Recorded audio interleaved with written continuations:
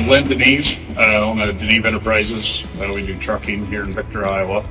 And I'm on the wash bay here. I like keeping trucks and trailers clean all the time, washing myself every weekend.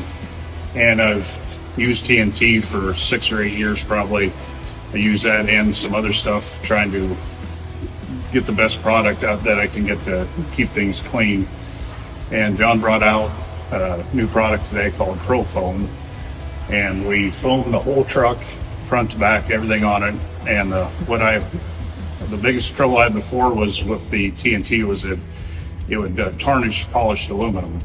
And I have everything polished all the time, and that was what I struggled with. So we foamed the whole truck, and then some of that foam was on the truck for probably 30, 40 minutes, and it stuck. There was no falling off of it. So started washing on it, and it actually cleaned better than anything else I ever used, including the T&T. T&T I always thought was great, what the job it did, but it tarnished polished aluminum, and that was the biggest issue. This stuff, as you can see on this tank, I mean, it's not freshly polished. It's, been a little while since I did polish it, but if that was done with T&T, it would be brown. And and on this side, that tank, I know had foam either on it or falling off the truck, dripping on it for 20, 30 minutes, and there's nothing. And then up on my grill was the biggest, just how aluminum is made.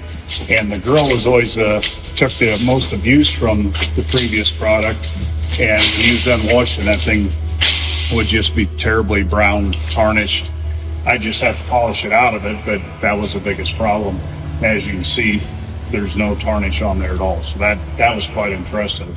Then the hardest thing I always find to clean on a truck, especially coming out of winter or in rainy, crappy weather, is your exhaust pipes coming from your Ys, because they get the heat, and then they also get all the road debris.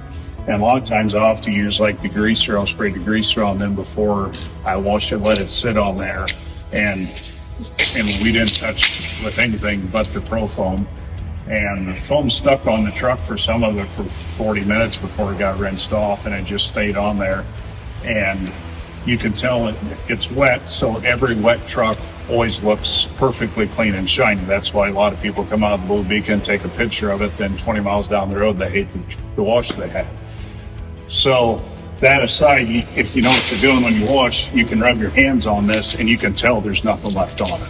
And if John showed you a picture of what this truck looked, it ran in the Minnesota weather last week and it was trashed. It had sand, road debris. It was crusty. It was a mess. And again, it's still wet, but from what I can feel and see on it, it's cleaned up.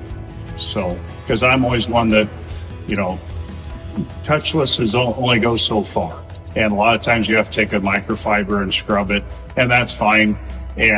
But this is actually one that did perform, as I can see right now, to a touchless, because it was a mess. It was one of the dirty, and it had been on there for a week because I let it sit all weekend here before we washed it. So it was stuck and it was a mess. So it performed beyond what I was expecting.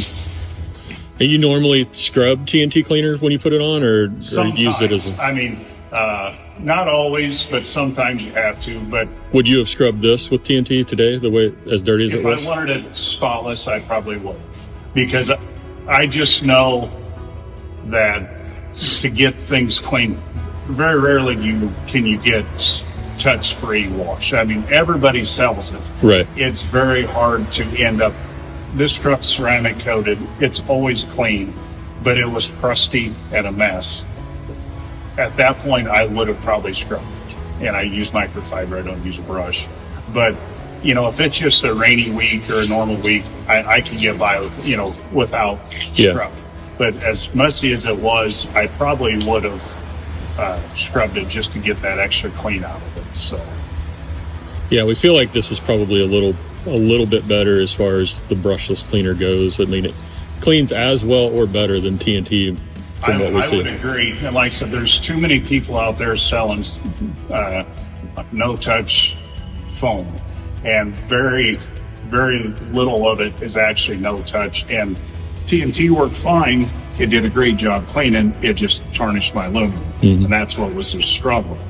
This stuff worked, I mean, just as well as T&T, but now my aluminum maker. So if you take that, it definitely it works better than T&T because of that purpose alone for me, because I can't have something big get tarnished.